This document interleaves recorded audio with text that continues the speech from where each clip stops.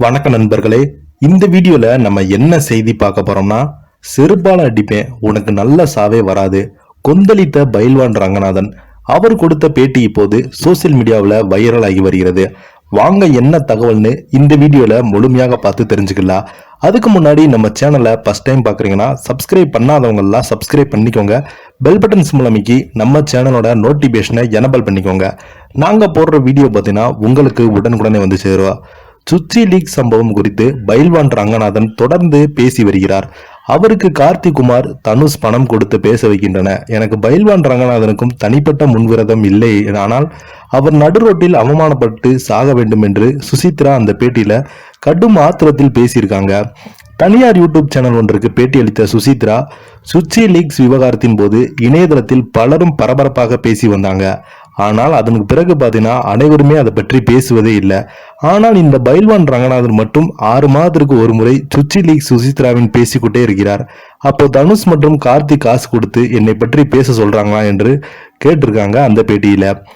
நான் சினிமாவில் 20 வருஷமா பாடகியாக இருந்து வருகிறேன். இதுவரை நான் ஒரு முறை கூட பைல்வானனை சந்தித்ததே கிடையாது. அவருக்கு எனக்கும் எந்த தனிப்பட்ட பிரச்சனையும் கிடையாது. அவர் பிட்டு படங்களுக்கு நடிகைகளை அரேஞ்ச் பண்ணி கொடுக்கும் ஏஜென்டாக பணியாற்றி கொண்டிருக்கிறார். இந்த விஷயம் தனக்கு நன்றாக தெரியும். அந்த காலகட்டத்தில் கேரளாவில் மட்டுமே இருந்து பிட்டுப்பட கலாச்சாரத்தை தமிழகத்திற்கு கொண்டு வந்தவரே பைல்வான் தான் என்றும், அவர் ஒரு பத்திரிகையாளர் இல்லை என்றும், ஒரு பிட்டு படத்திற்கு ஆட்களை பிடித்து கொடுத்த மாமா பையன் என்றும் பைல்வானை கடுமையாக விமர்சித்திருக்காங்க.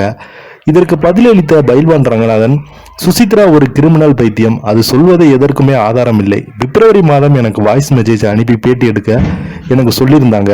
நான் அதை கண்டுகொள்ளவே இல்லை. இதனால் தான் என்னை பற்றி தவறாக பேசி வராங்க சுசித்ரா. என்னை பத்திரிகையாளர் இல்லை என்றும் சொல்லியிருக்காங்க. அவரை செருப்பால் அடிப்பேன். இந்த வார நெற்றிக்கன் பத்திரிகையை பாருங்க, அதற்கு ஆதாரம் இருக்கும் என்று பைல்வான் அவர்கள் பேசியிருக்காங்க.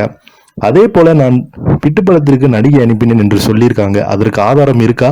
அப்படி அவர் நிரூபித்து விட்டால் நான் யூடியூப் பேசுவதை நிறுத்தி விடுகிறேன் என்று போன்ல அது போன்றவரின் ஒரு நம்பர் இருக்காது என்று பாருங்கள். ஒருவர் மீது குற்றம் சாட்டலாம், ஆனால் அபாண்டமாக அவர் மீது பழி போடக்கூடாது.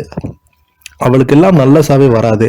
பேட்டி என்னை அசிங்கமா திட்டிவிட்டு நேற்று எனக்கு வாய்ஸ் மெசேஜ் அனுப்புகிறார். அதாவது கார்த்திகுமார் வாய்ஸ் தான் அது. அவர் நான் இல்லை என்று போய் சொல்கிறாங்க என்று சொல்லியிருக்காங்க.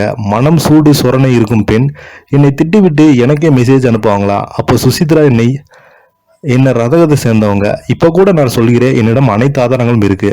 அதே போல சுசித்ராவிடம் ஆதாரம் இருந்தால் கொண்டு வரட்டும். நான் அவருடன் நேருக்கு நேர் விவாதிக்க தயாராக இருக்கிறேன். மடியில் பயம் இருந்தால்தான் வழியில் பயம் இருக்கும் என்று பைல்வான் ரங்கநாதன் அவர்கள் அந்த வீடியோவில் பேசியிருக்கிறாரு. இவரின் இந்த பேட்டி தற்போது இணையதளத்தில் வைரல் ஆயிட்டு வருது. இதை பத்தி நீங்க கீழே உள்ள கமெண்ட் பாக்ஸ்ல மறக்காம பதிவிடுங்க. நன்றி.